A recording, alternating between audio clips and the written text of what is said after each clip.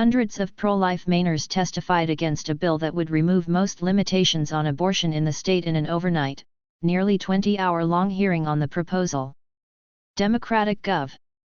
Janet Mills introduced the bill in January 2023 to alter the state's law from allowing abortions after fetal viability in the case of the health or life of the mother, to allowing abortion after the point at which the fetus can survive by itself outside the womb.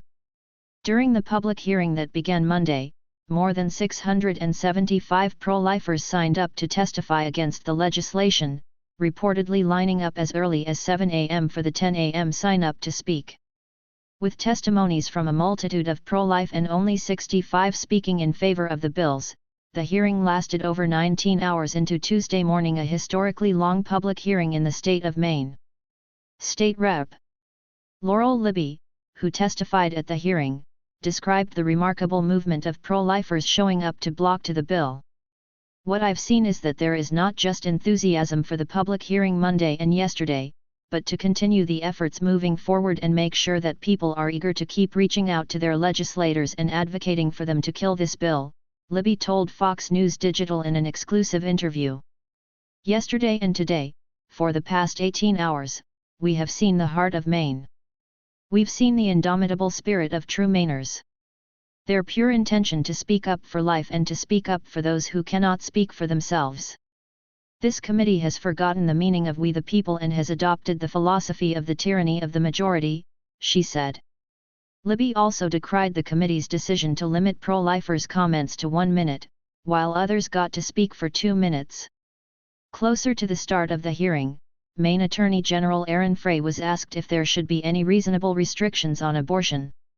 What I believe is that the place for which that decision to be made about how a woman exercises her reproductive choices is best trusted to the woman in consultation with a medical professional, Frey said.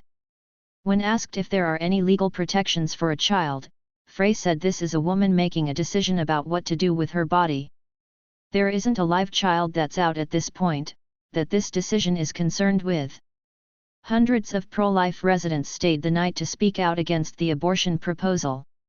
When did babies become the enemy? How have we sunk so low to consider killing full-term babies as acceptable? One woman said. There is no logical reason we should allow LD 1619 to pass in Maine, another resident said. Zoe Hutchings from Fairfield asked, is your life precious to you? Aren't you glad that your mother or grandmother understood that your life was precious? All life has value whether someone else thinks it or not. Ann Fowler, a minister in the Episcopal Diocese of Maine and supporter of the pro-abortion legislation, was near the start of the hearing. If there's a difference between the rights of a baby one day before and the day after it is born. I measure value and rights on the basis of potential versus actuality, she responded. Despite already allowing abortion up until fetal viability, usually around 24 weeks of pregnancy, the new proposal suggests changes to the standard for when an abortion may be performed after viability to when a licensed physician determines that it is necessary instead of when it is necessary to preserve the life or health of the mother.